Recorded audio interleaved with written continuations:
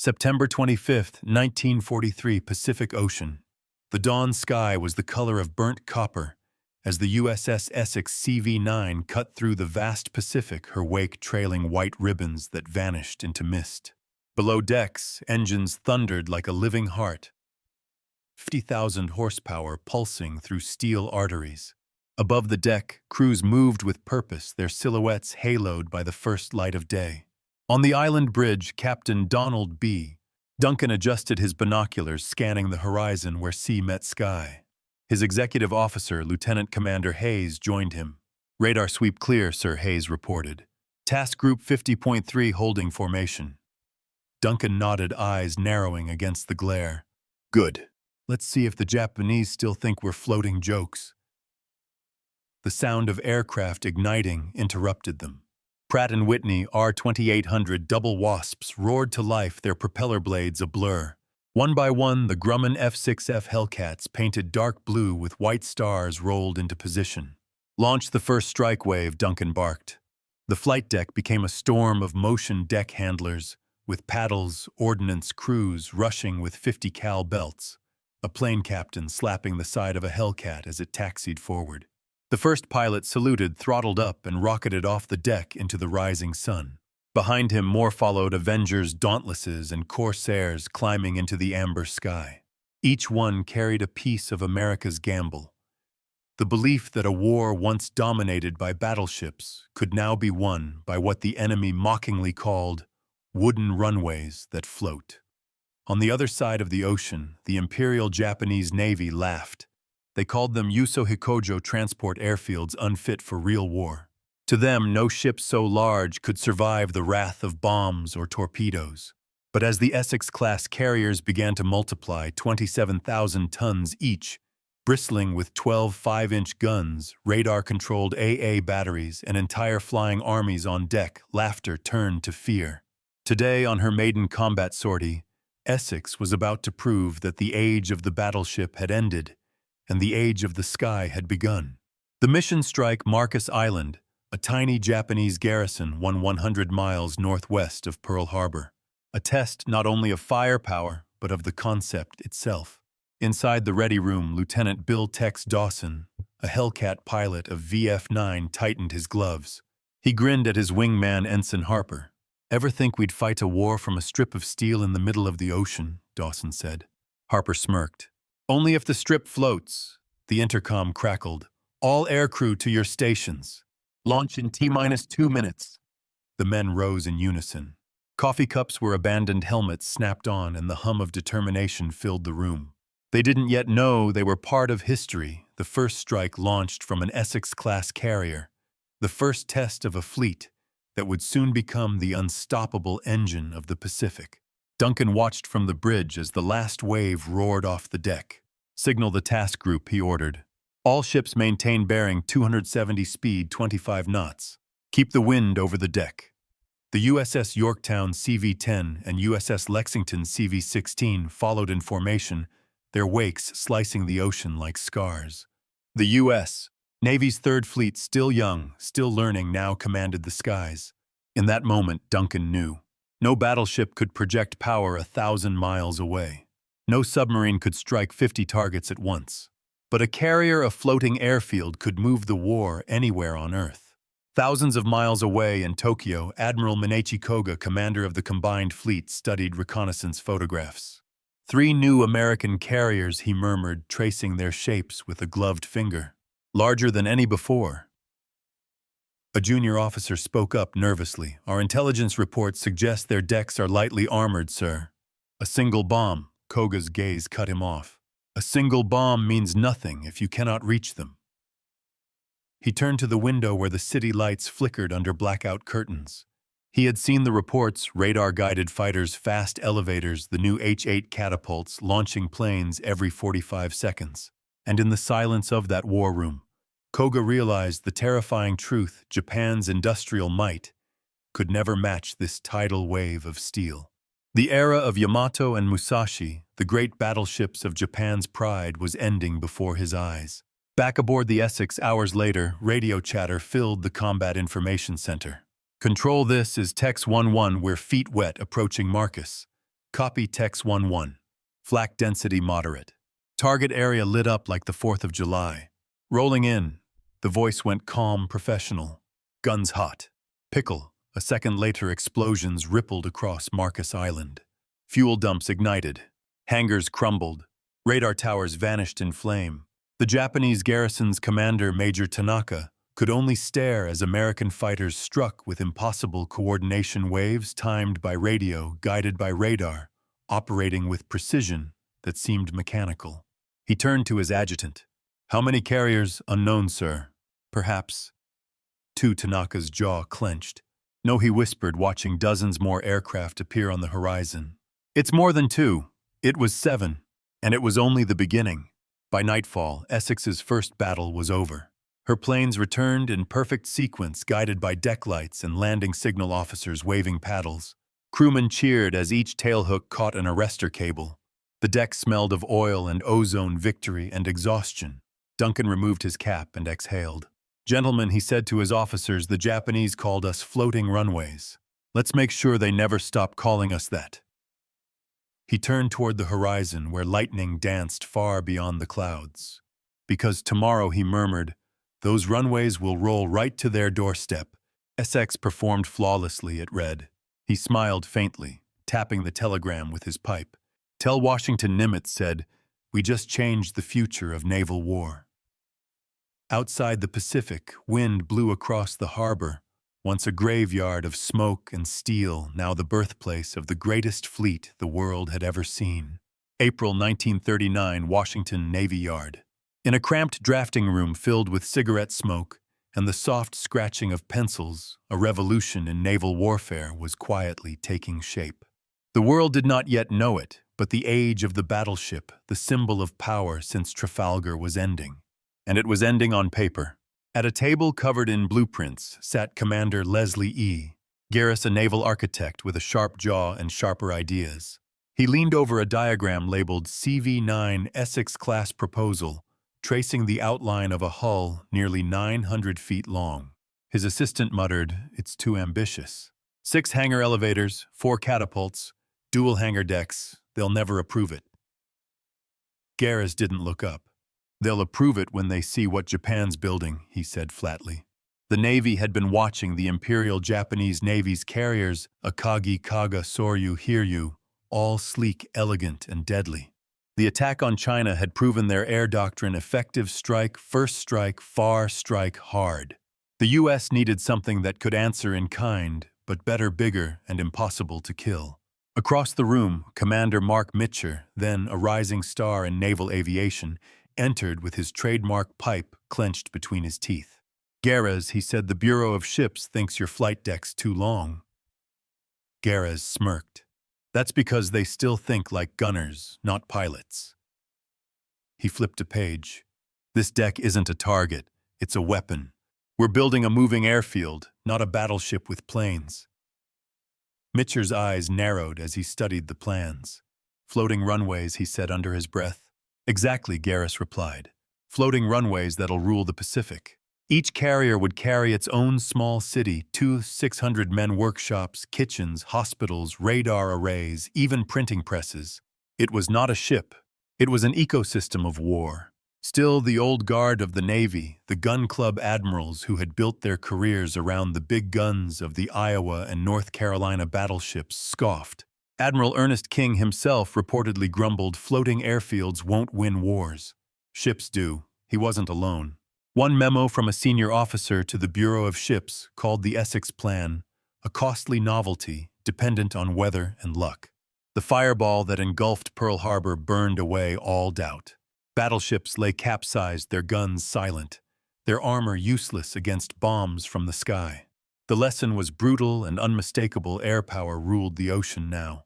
A week later, Congress approved the Two Ocean Navy Act, authorizing the construction of 24 Essex-class carriers. What had been dismissed as fantasy became urgent doctrine. In the following months, shipyards from Newport News to Brooklyn roared to life. Riveters worked day and night, sparks flying against steel hulls. Women replaced men on the assembly lines, their hands steady, their movements relentless. Each carrier took an average of 16 months, to build a miracle of production. While Japan could craft a few elite ships per year, America was launching a fleet. "Let them laugh," Garris said when reporters mocked the size of the project. "When the Essex sails, we'll see who's laughing." The first of her class, USS Essex CV-9, slid down the slipway under a shower of champagne and cheers.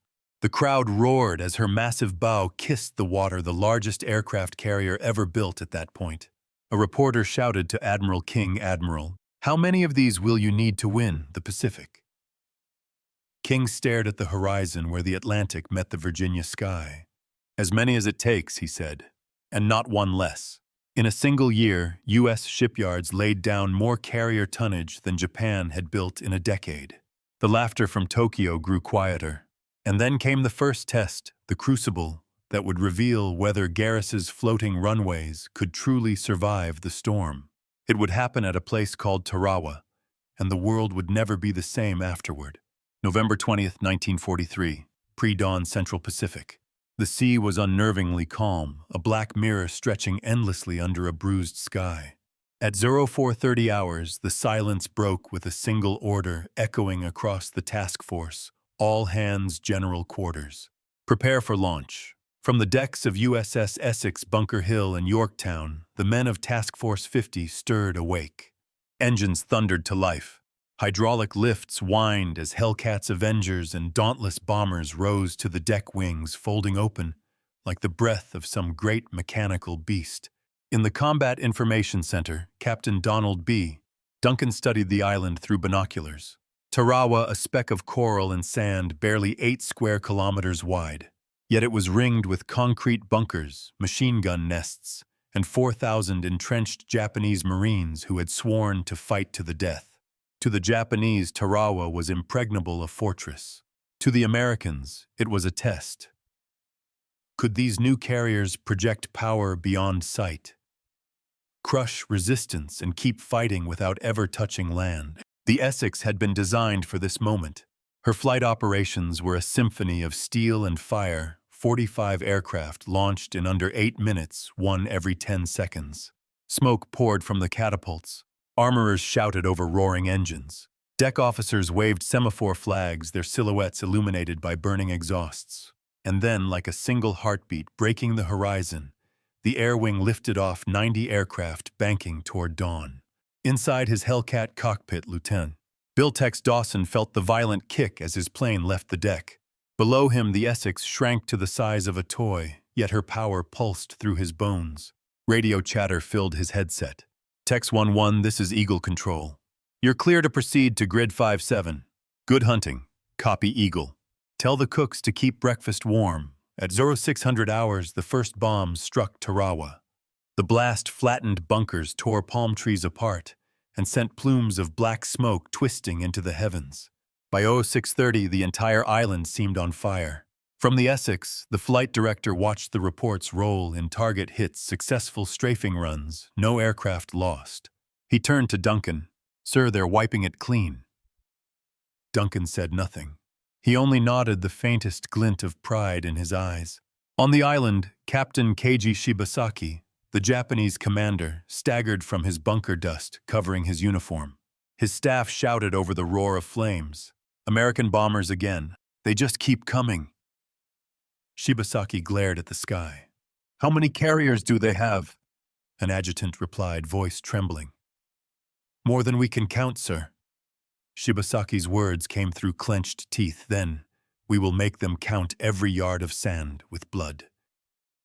But the air assault didn't stop. Wave after wave came, torpedo bombers diving at impossible angles, fighters raking trenches, rockets obliterating pillboxes. The Essex didn't just send planes.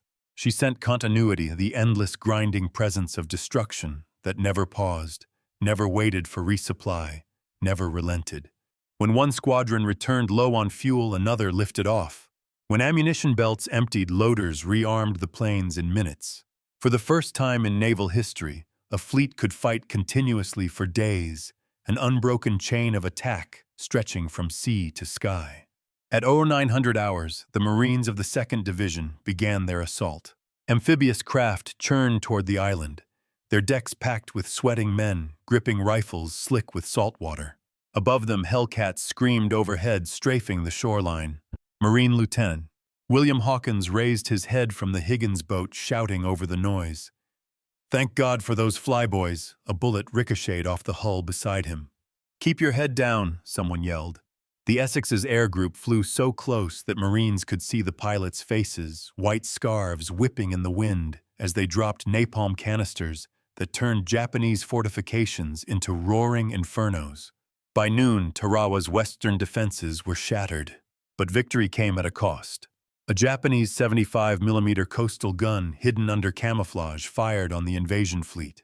One shell hit the USS Independence, another near USS Bunker Hill, peppering her deck with shrapnel. Yet both ships continued launching aircraft without pause. Damage control teams worked with machine-like precision foam hoses, torches. Men barely blinked as they patched holes in the deck, while planes still taxied forward.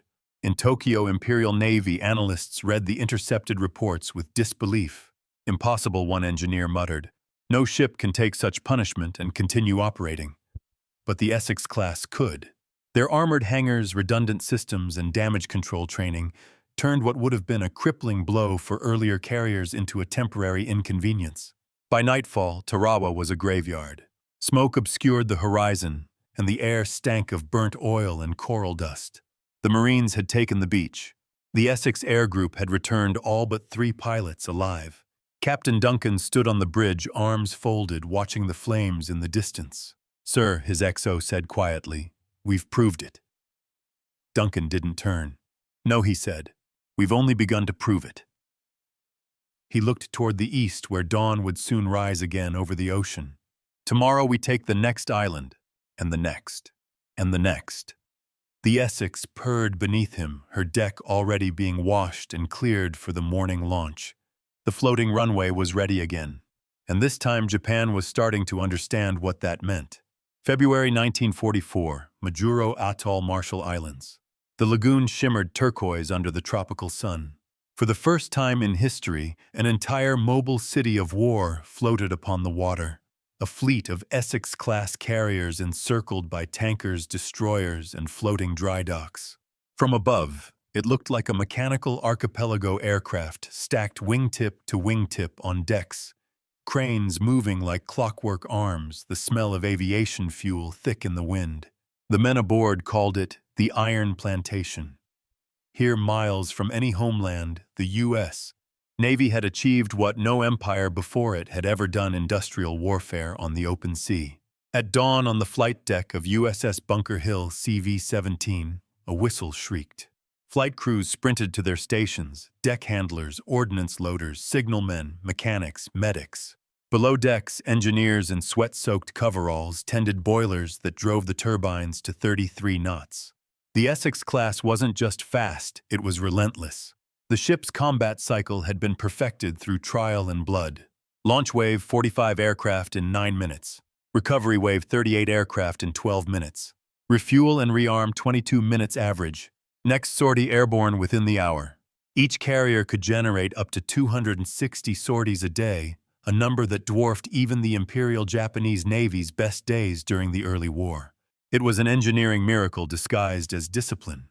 In the hangar deck, crewman Jack Talbot wiped oil from his face as he watched mechanics load 500-pound bombs under a line of Avengers. "You ever think," he said, "this whole ship's just one big machine that eats coffee and spits thunder?" Beside him, Chief Petty Officer Davis grinned. "That's the point, kid.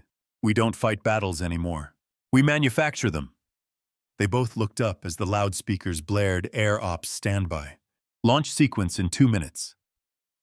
The deck trembled as the first Hellcat catapulted forward, screaming into the sky. From the bridge, Rear Admiral Mark Mitcher, now commander of Task Force 58, watched the launches through binoculars. "Sir," his communications officer said, "Tokyo Rose broadcast again this morning. Called our carriers tin coffins. Said one good kamikaze could split us in half." Mitcher lowered the glasses slowly. "Tin coffins," he smirked. "Then let's bury them with aluminum." He turned to his aide. "Signal all groups. Hailstorm begins in 30 minutes. The Essex-class fleet advanced in formation, 12 carriers strong, escorted by destroyers and cruisers. Radar picked up the Japanese base 120 miles ahead, a massive anchorage once called the Gibraltar of the Pacific. At 0800 hours, the first wave of Hellcats and Avengers launched from Essex, Yorktown, Lexington, Intrepid, and Bunker Hill. Hundreds of engines roared into the sky, forming a living storm front.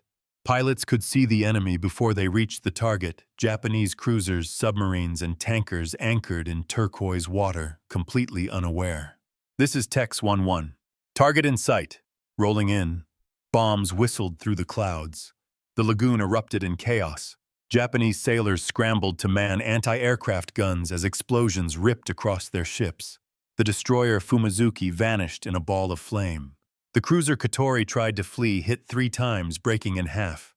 A witness from Essex's Combat Information Center later described it. You could see their ships boiling the sea.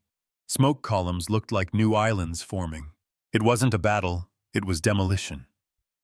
By nightfall, Truk was burning from end to end. 60 ships sunk, 250 aircraft destroyed, the base annihilated. And through it all, the Essex-class carriers maintained their formation, launching, recovering, refueling, never stopping. It was the assembly line of annihilation. Admiral Raymond Spruance, aboard the flagship USS Indianapolis, watched the plumes rising on the horizon. Admiral and aide said enemy resistance minimal.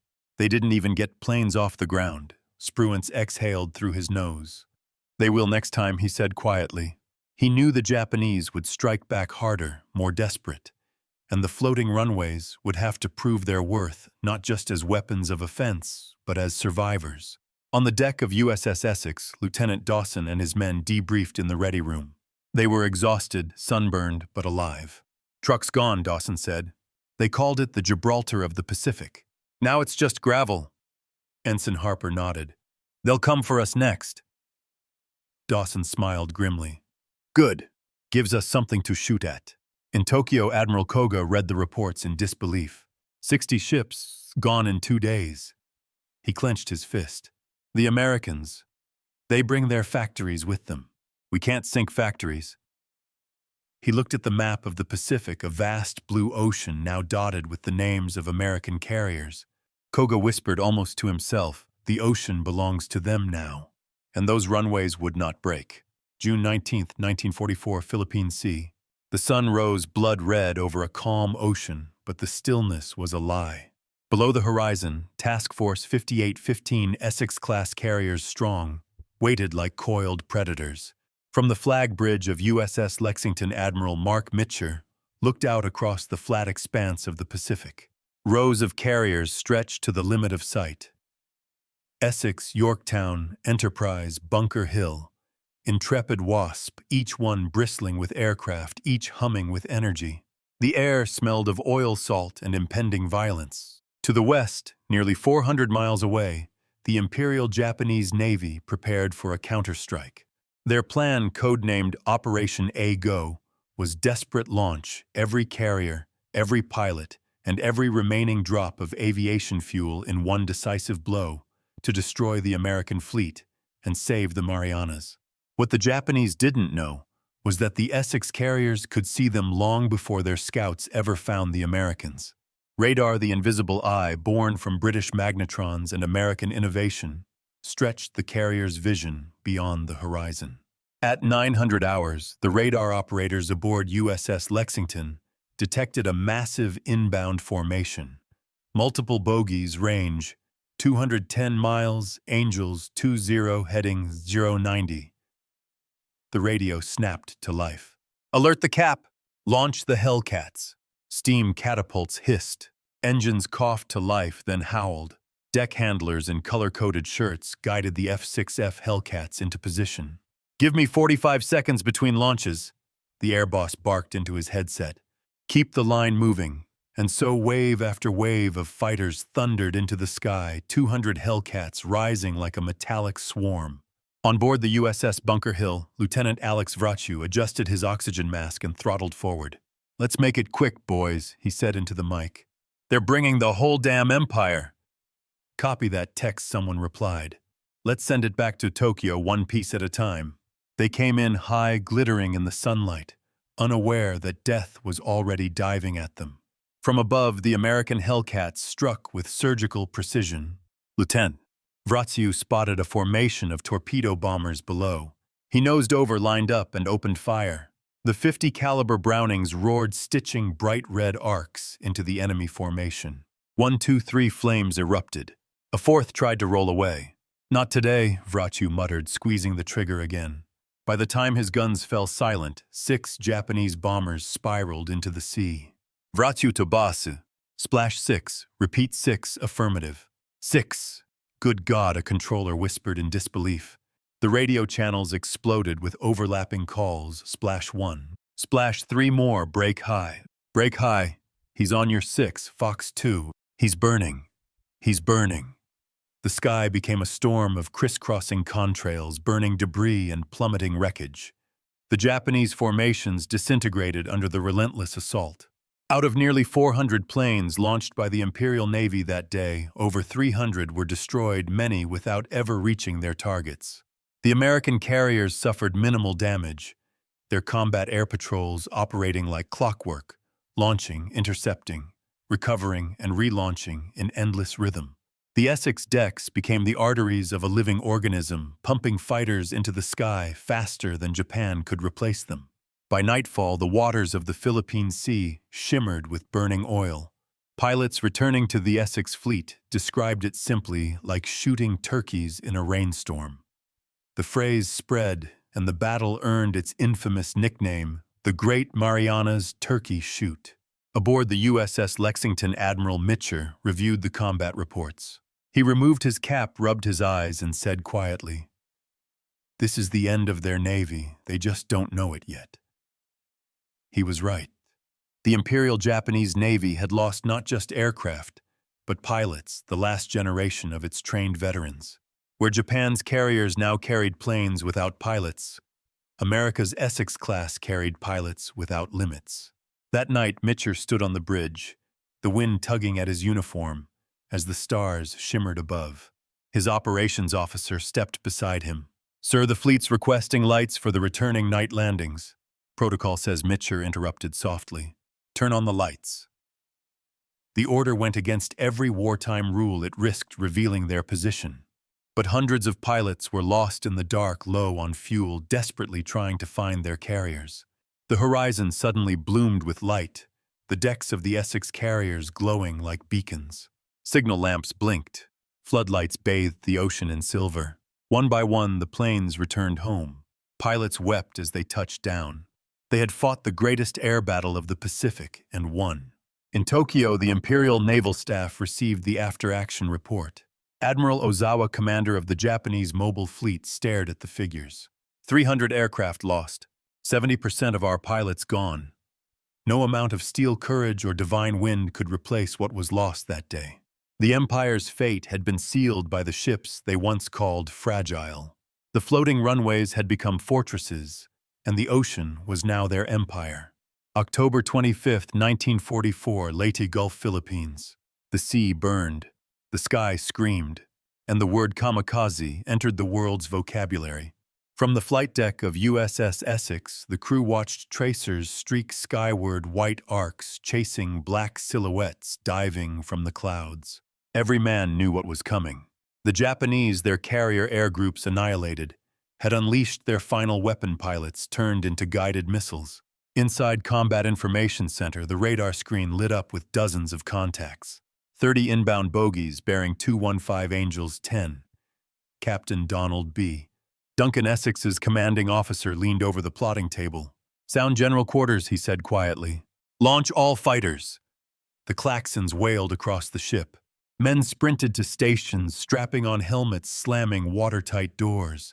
On deck, the first F-6F Hellcats roared to life, each one armed with 650 caliber Brownings, the last line of defense between the fleet and annihilation. From the east, the first wave of kamikazes broke through the clouds, A6M50s stripped of landing gear and loaded with 250-kilogram bombs. They came screaming down in pairs, sunlight flashing off their wings. "Here they come," someone yelled. The ship's 40mm Bofors guns opened fire, turning the air into a wall of metal. Tracer fire filled the sky. Hellcats dived head-on into the swarm, tearing apart planes before they reached the fleet.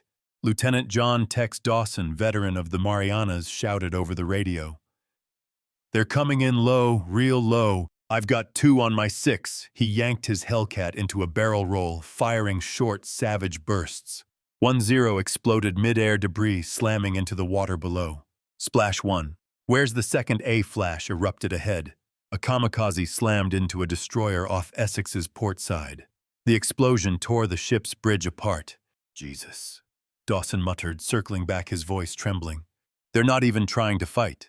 They're just dying on purpose. Crewmen doused burning wreckage foam nozzles, spraying white arcs across the steel. Smoke stung their eyes, but the deck crew didn't flinch. Planes still needed to launch, still needed to land. Down below, damage control teams fought flames with the new aqueous foam system, McCoon's once-rejected invention, now saving ships from certain doom. "SEAL Compartment B205, shouted the chief engineer. "Hoses now. Keep that foam moving." They worked in stifling heat, steam hissing around them, their boots sinking into puddles of burning oil now blanketed under white foam. Above, another Zero broke through the Hellcat screen, heading straight for Essex. "Take him down," someone screamed over the loudspeakers. The ship's 5-inch guns fired simultaneously. The sky bloomed orange. The Zero disintegrated in mid-air, the bomb it carried detonating harmlessly over open sea. By late afternoon, the water was littered with wreckage, burning wings, lifeboats, twisted steel. 31 kamikazes had been destroyed before they could reach the carriers. But 4 made it through. USS Franklin and USS Bunker Hill burned furiously, yet both survived, living proof that the floating runways could take punishment no one had imagined. Admiral William Halsey aboard the USS New Jersey watched the horizon through binoculars. Smoke plumes rose like black pillars against the setting sun. His operations officer whispered, "They're throwing their lives away, sir." Halsey's jaw tightened. "So are we, but we plan to live afterward." On deck, the smell of cordite and jet fuel still hung in the air. Mechanics worked by floodlight, repairing scorched catapults and rearming surviving aircraft. In the ready room, Lieutenant Dawson sat quietly with his squadron. No one spoke. Finally, he said, "You think they're crazy doing that?" Another pilot replied softly, "Oh, I think they just don't have anything left to lose." They all fell silent again, the hum of the carrier's engines the only sound. The next morning, the Battle of Leyte Gulf reached its climax. The Japanese fleet, what remained of it, attempted one final breakout through the Surigao Strait. But by then, the Essex carriers had already rewritten naval warfare. They launched their air groups before dawn, Avengers armed with torpedoes, Helldivers carrying 1,000-pound bombs, Hellcats providing top cover. The sky filled once again with American wings. From 15,000 feet, the pilots watched as their bombs struck battleships Yamashiro and Mogami, turning the ocean into fire. A second wave followed minutes later, sealing the fate of Japan's last true naval fleet. By the battle's end, the Empire of Japan had lost 4 carriers, 3 battleships, 10 cruisers, and 11 destroyers. The U.S. Navy lost none. The Essex carriers had survived kamikazes, torpedoes, and bombs, and still launched strike after strike. Their armor redundancy and disciplined crews made them something new, not ships but systems, mobile, self-healing engines of war. Even Halsey, known for his blunt words, would later admit, "If God wanted a perfect weapon for the Pacific, he'd have built the Essex." A colonel whispered, "They called them floating runways. Now they are floating nations." And he was right. Each Essex was now a sovereign territory carrying its own air force, its own factory, its own heartbeat. The age of the battleship was over. The age of the carrier of the Essex had begun. April 6, 1945, off Okinawa Ryukyu Islands. The sky was gray, the sea restless, and the American fleet stretched from horizon to horizon. 300 ships anchored in one of the largest amphibious operations in human history. At its heart were the Essex-class carriers, Essex Bunker Hill, Bennington Hancock, Yorktown Enterprise, and a dozen more launching endless sorties to cover the invasion below. By this point in the war, the name Essex had become a whisper of inevitability among Allied sailors and Japanese soldiers alike. The Japanese, desperate and dying, had prepared one final counterattack, Operation 10 Go, an all-out aerial assault by over 700 planes, kamikazes, bombers, and fighters, aimed squarely at the American carrier fleet.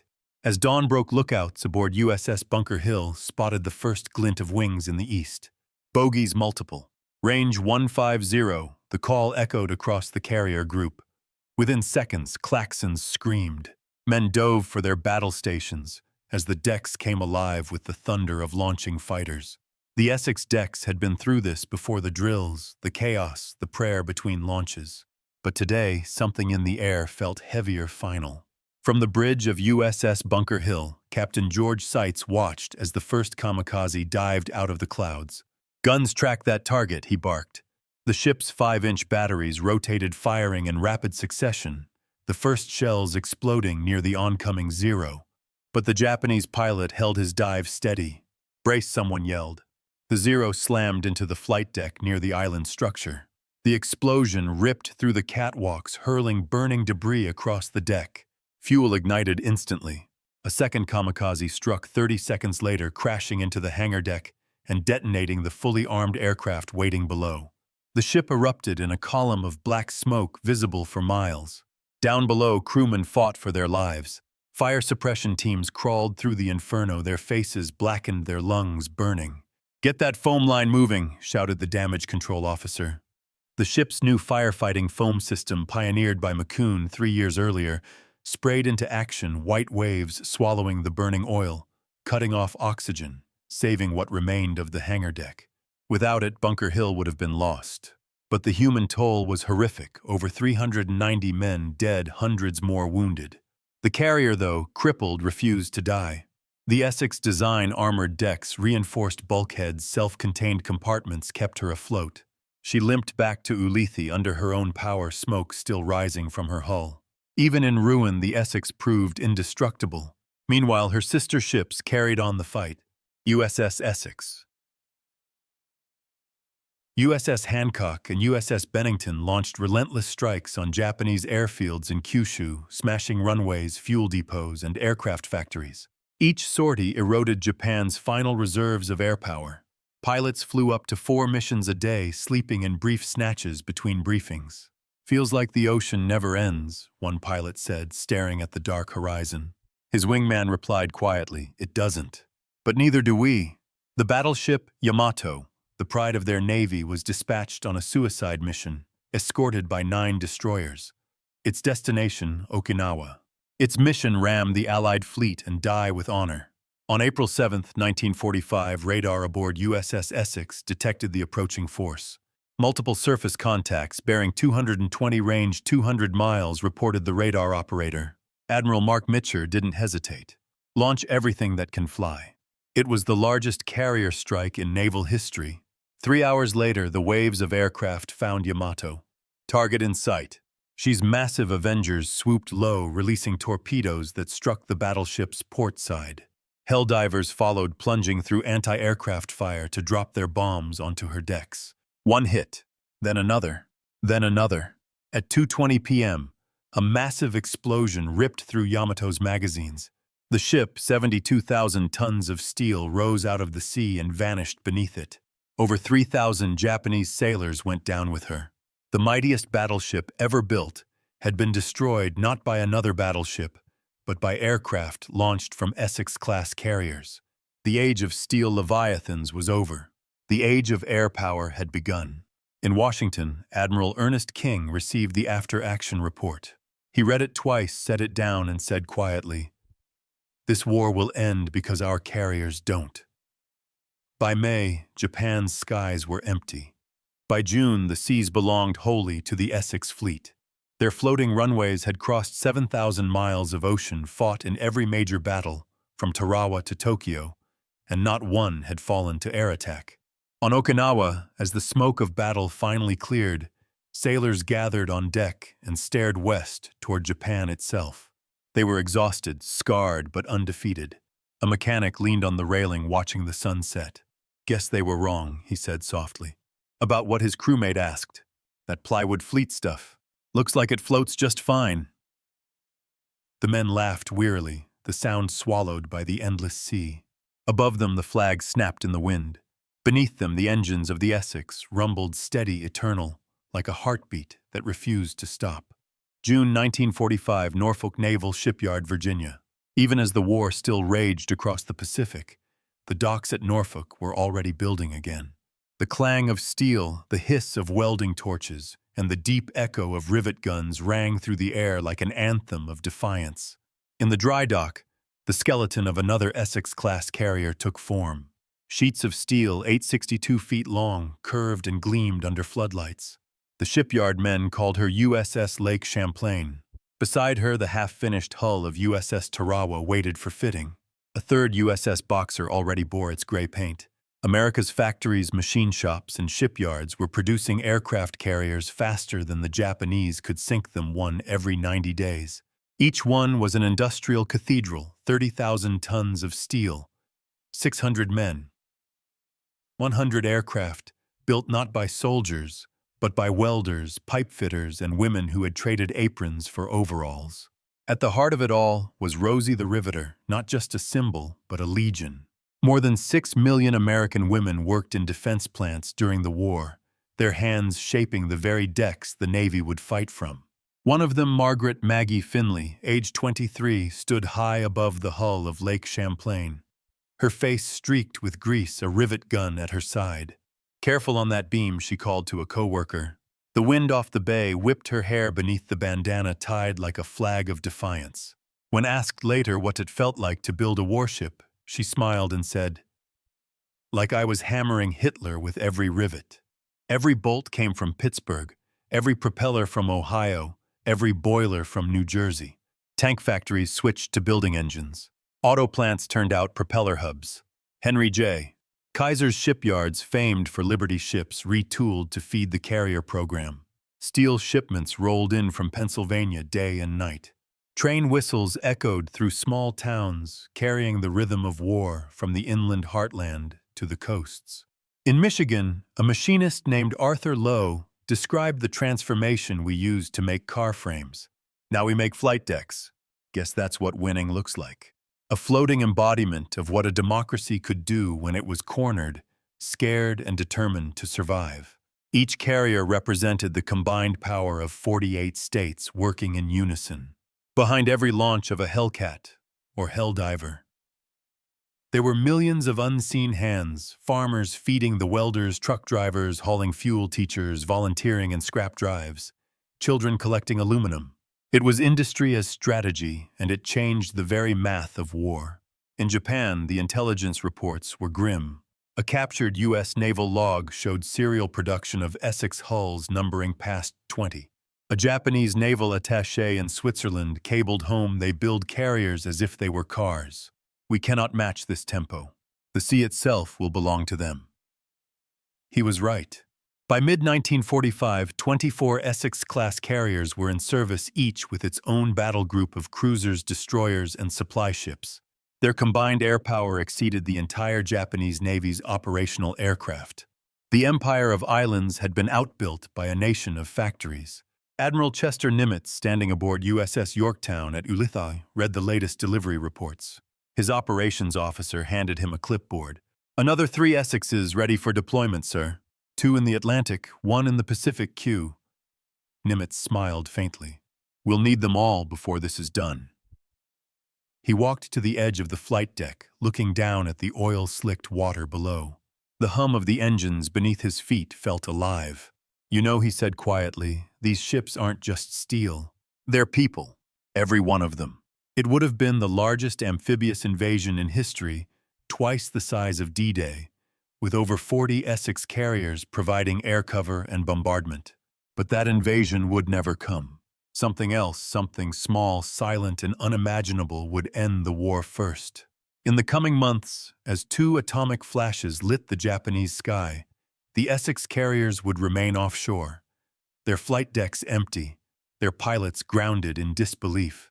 For the first time in years, there were no more sorties to fly, no more islands to take, only the echo of engines idling against the stillness of victory.